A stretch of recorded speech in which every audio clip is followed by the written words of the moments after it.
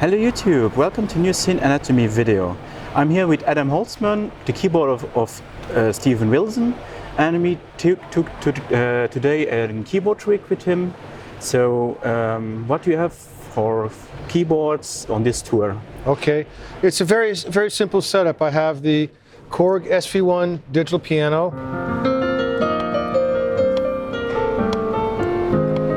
which I use quite a bit. For a lot of the show, there's lots of piano parts. Also, I do the Fender Rhodes. This on. The Fender Rhodes on the SV1 is really perfect. Do you use it dry, or do you add some external effects on it? Or? I do both. This is not totally dry. It's actually running through a little bit of an amp model. It gives it a little bit of an edge. But I have an array of effects which actually can make it sound very bizarre. Of course, your usual delay, wah-wah pedal, of course.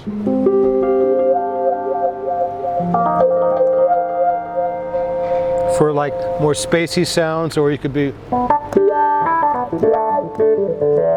right, etc. Also, I like to use the ring mod, the Mooger Fugger ring modulator.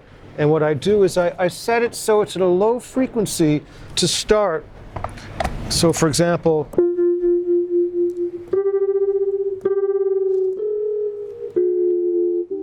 okay, here we go.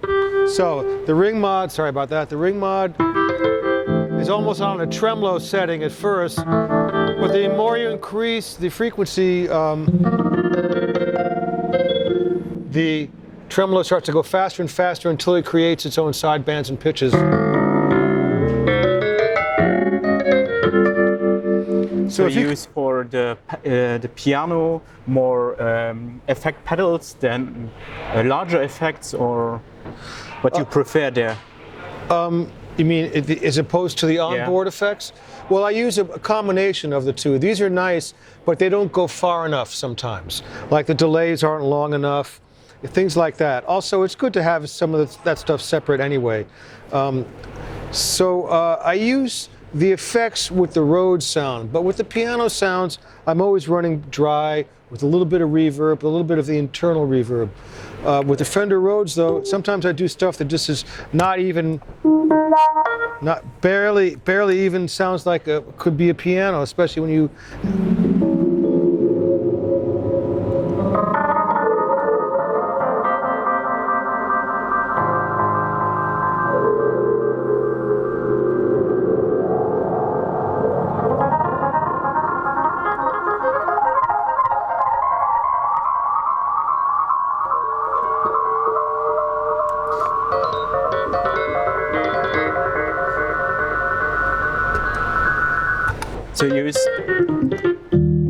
So you use the piano or the e-piano very versatile, so a bit different than normal e-pianos. Well, yeah, because it sounds so close to the real thing.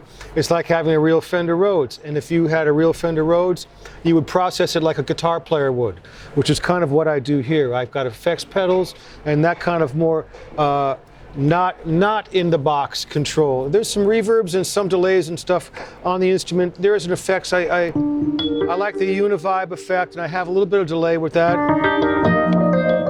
That's all internal. That's none of the pedals. But most of the time, if I'm going for some effects, I use the straight Fender Rhodes sound with the effects pedals. And for the piano sound, again, I just go. This is actually, you see it's orange, you see it's red or orange or whatever.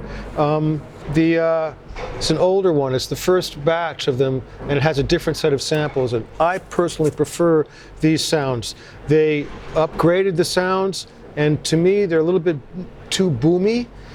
This I think sounds really nice and clean, like a real piano, and it cuts through a PA, and what's amazing about it is even on a loud PA, it sounds like a piano, which a lot of digital pianos don't. Once you crank them up, they're either too bright, too brittle, too bassy, whatever. So anyway, that's what I love about this particular instrument. Then we see here also a controller, a MIDI controller from Behringer. Yes, it's a Behringer controller. I like the Behringer controllers because it has a good keyboard feel.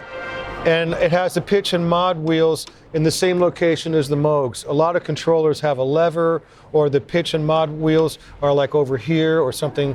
And I just like the basic setup of this. It's not a very expensive controller, but it has a really good keyboard feel. And how do you use it? Is it connected directly to the computer? Connected directly to the computer. Whoops. So I have all my sounds in main stage.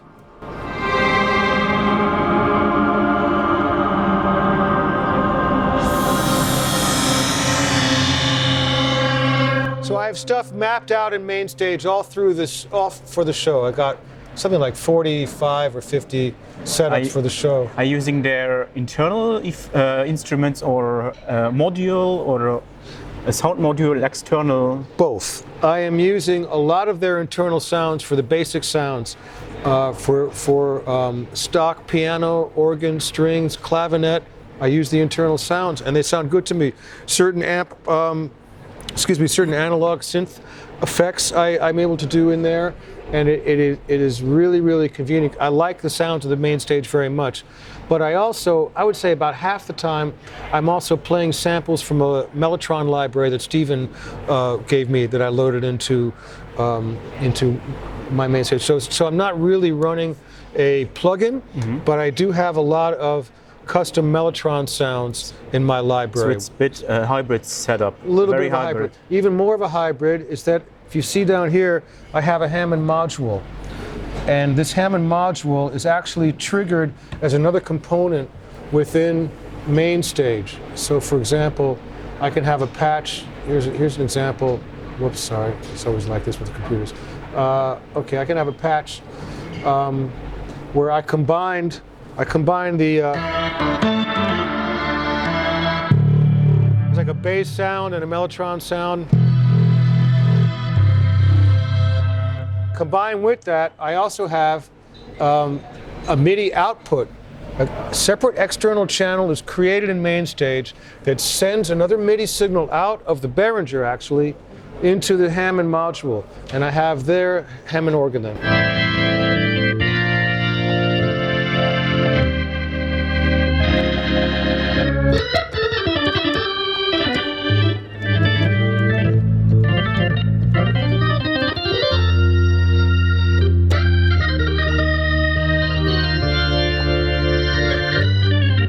Anyway, it's a very convincing Hammond sound, especially once it's pumped through a big PA system. So I'm able to have the Hammond as an extra voice that's part of my main stage system. So if I have another patch that has, like I showed before, like Mellotron sounds, I can also have the Hammond as part of that patch. Make it ultra massive, but it's not all pumping out of the laptop. The Hammond Module really sounds like a proper Hammond. It's a separate entity, and it just goes through separate channels on the PA and everything. So, but I'm able to access it. So it's kind of there's a little bit more going on than it looks. That is a whole other component. What's nice about having that as part of my main stage setup is I can have just a little bit of Hammond up here, or an octave down here that's higher. I can shift the octaves and the positioning around for whatever setup I need for the song.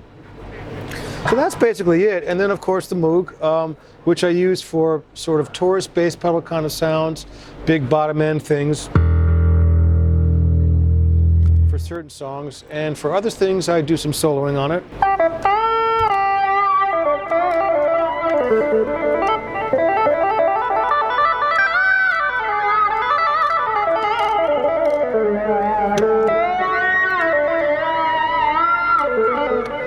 For the people who see your backstage in the studio, you used also the Mini Moog in the studio. Yes. You recreate the sounds directly with on the Voyager, the sounds of the Mini Moog, yeah. Yes.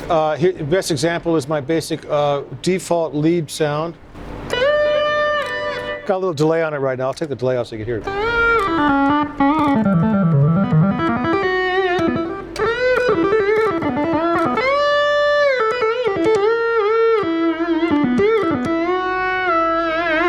There's no processing on that. It just has such a warm, sort of singing kind of sound. Add a little bit of delay and you got everything you need.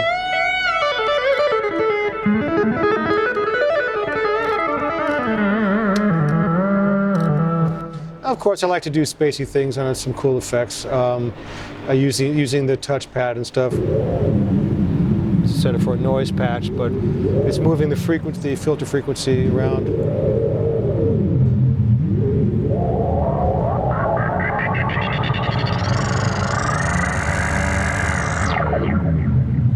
So so you prefer analog instruments than digital on the stage, or is that for you not, or is it a question of the sound, or for you on the hands-on feeling? Yeah, all of that, all of those reasons. This is, actually most of my setup is digital. The laptop, the Hammond Module, much as I love it, is technically a digital instrument, even though it sounds very analog-y. Same thing with the Korg SV1. It sounds very analog-y, but it is a digital instrument. So I can't really claim that I'm doing a whole lot of analog stuff up here, except for the Moog and the Mooger Fugger effects pedal, ring modulator. So that's technically proper analog gear, but rest of it is digital technically. But it's an analog approach using digital stuff because of various reasons. Weight is a big part of that. Okay. Anyway. And I see that you have a new album on the Oh, yes. out. Can you tell us in 1 minute or very short, how is it a special style, or did you make it more progressive, or? It is a special style. I think it's a very cool mix of jazz and rock.